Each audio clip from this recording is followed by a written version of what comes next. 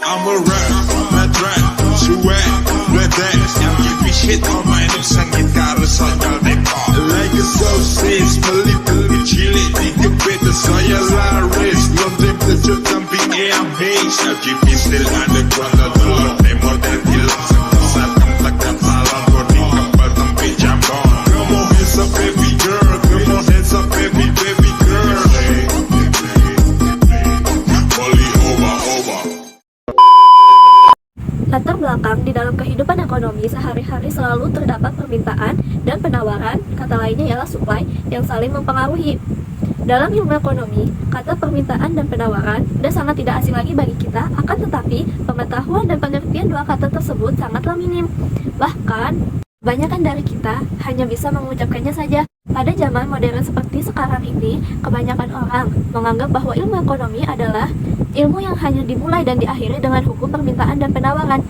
Tentu saja, anggapan ini terlalu mengandalkan ilmu ekonomi sebagai ilmu yang sangat sederhana. Akan tetapi, menurut saya, hukum yang dikenal dengan hukum penawaran dan permintaan memang merupakan bagian yang terpenting dalam pemahaman kita mengenai pasar. Apabila kita membicarakan pasar, tentunya tidak luput dari perdagangan. Perdagangan yang paling sering terjadi adalah perdagangan di pasar. Nah, rumusan masalah dari materi yang akan kita paparkan kali ini yaitu apa definisi permintaan dan penawaran, apa saja faktor-faktor yang mempengaruhi permintaan dan penawaran, apa definisi perilaku konsumen, dan yang terakhir, apa saja aspek utama yang terkait dengan perilaku konsumen. Definisi permintaan.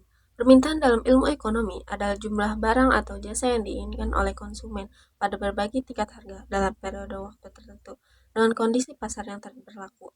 Permintaan mencerminkan keinginan konsumen untuk membeli suatu barang atau jasa yang dipengaruhi oleh harga, pendapatan, preferensi harga barang terkait, serta faktor-faktor lain seperti kondisi ekonomi dan ekspektasi di masa depan. Secara lebih formal, permintaan dapat digambarkan dengan hukum permintaan yang menyatakan bahwa ketika harga barang meningkat, jumlah permintaan cenderung menurun, dan sebaliknya, ketika harga barang turun, jumlah permintaan cenderung meningkat dengan asumsi faktor lain tetap konstan. Contoh studi kasus tentang permintaan di pasar tradisional yaitu di pasar Tirtayasa. Salah satu faktor yang paling jelas mempengaruhi permintaan di pasar Tirtayasa adalah harga. Berdasarkan observasi, harga beberapa jenis kebutuhan pokok mengalami fluktuasi yang signifikan dalam tahun ini. Misalnya harga minyak yang sebelumnya dijual 14.000 per liter dalam seminggu terakhir melonjak menjadi 18.000 per liter. Lalu, contoh pertanyaan studi kasus tadi. Dalam pasar Tirtayasa diketahui saat harga minyak Rp14, jumlah yang diminta 20 liter, dan ketika harga kenaikan harga minyak menjadi Rp18.000, maka jumlah yang diminta 10 liter, maka carilah fungsi permintaannya. Setelah itu, diketahui P1 sama dengan 14, P2 sama dengan 18, Q1 sama dengan 20, dan Q2 sama dengan 10. Lalu masukkan nilai tadi ke dalam rumus fungsi permintaan. P dikurang P1 per P2 dikurang P1 sama dengan Q dikurang Q1 per Q2 dikurang Q1. P dikurang 14 per 18 dikurang 14 sama dengan Q dikurang 20 per 10 dikurang 20. P dikurang 14 per 4 sama dengan Q dikurang 20 per min 10. Min 10 P dikurang 140 sama dengan 4 Q dikurang 80. Min 10P dikurang 4Q sama dengan 220. 4Q sama dengan 220 ditambah 10P dengan hasil Q sama dengan 55 min 6P. Baik, pembahasan selanjutnya yaitu tentang definisi penawaran. Penawaran dalam ilmu ekonomi adalah jumlah barang atau jasa yang tersedia untuk dijual oleh produsen pada berbagai tingkat harga dalam periode waktu tertentu dengan mempertimbangkan kondisi pasar yang berlaku. Contoh studi kasus kami tentang penawaran di suatu pasar yaitu pasar Tirtayasa, persaingan antar barang, fluktuasi stok barang, dan kualitas dan variasi barang. Contoh pertanyaan di pasar Tirtayasa berikut adalah data harga dan jumlah barang yang ditawarkan pedagang sembako, di mana harga P dan jumlah yang ditawarkan. Harga P 4.000, jumlah barang yang ditawarkan adalah 100. Jika harga P 5.000, jumlah yang ditawarkan 120. Dan jika harga 6.000, jumlah barang yang ditawarkan adalah 140.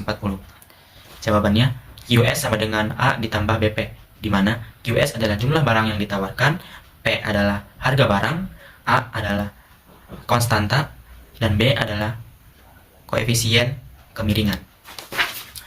Baik, perhitungan B, koefisien kemiringan. Untuk menghitung B, kita ambil 2 titik dari data yang ada. Misalnya, kita pilih titik P1 sama dengan 4000, dan Q1 sama dengan 100, dan P2 sama dengan 5000, Q2 120. Baik, jawabannya B sama dengan QS2 dikurang QS1 per P2 dikurang P1. 120 dikurang 100 per 5000 dikurang 4000 sama dengan 20 per 1000. Jadi jawabannya adalah 0,02. Jadi koefisien kemiringan B sama dengan 0,02. Berikutnya penghitungan konstanta. Sekarang kita dapat menghitung nilai A dengan substitusi dengan salah satu titik yang ada ke dalam fungsi penawaran. Kita akan menggunakan titik pertama, P1 sama dengan 4000, Q1 sama dengan 100. Jadi 100 sama dengan A ditambah 0,02 atau 4000 sama dengan 100 sama dengan A ditambah 80. Jadi A sama dengan 100 dikurang 80. Jadi jawabannya adalah 20.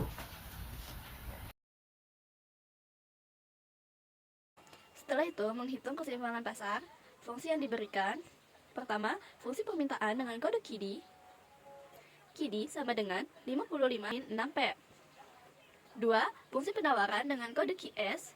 QS sama dengan 20 plus 0,02P. Nah, rumusan menjawabnya adalah, jadi harga keseimbangan adalah P sama dengan 5,81. Cara mensubstitusikan nilai P sama dengan 5,81P ke dalam fungsi permintaan. Jadi, jumlah barang yang diperdagangkan pada keseimbangan adalah Q sama dengan 20,14 unit. Nah, kesimpulannya, harga keseimbangan pasar adalah P sama dengan 5,81. Jumlah barang yang diperdagangkan pada keseimbangan adalah Q sama dengan 20,14 unit.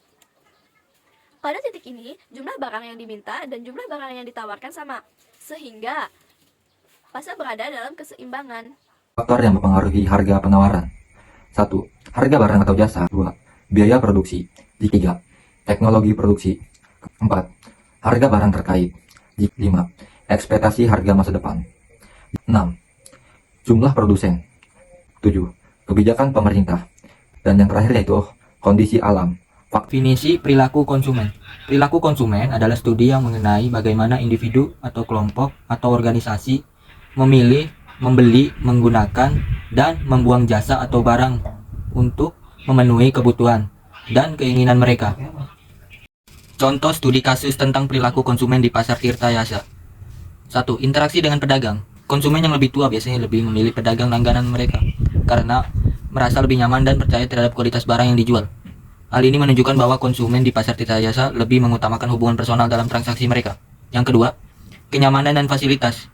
Meskipun harga menjadi alasan utama bagi konsumen untuk berbelanja, sekitar 40% konsumen mengeluhkan kurangnya kenyamanan di pasar, seperti keramaian dan bau tidak sedap, dan minimnya fasilitas seperti tempat duduk serta area parkir. Yang ketiga, harga sebagai faktor utama. Sebagian besar konsumen, 80% mengungkapkan bahwa harga merupakan faktor utama yang mempengaruhi keputusan mereka untuk berbelanja di pasar tradisional. Mereka sering membeli barang dalam jumlah besar agar dapat memanfaatkan harga yang lebih murah. Yang keempat, preferensi belanja pagi hari.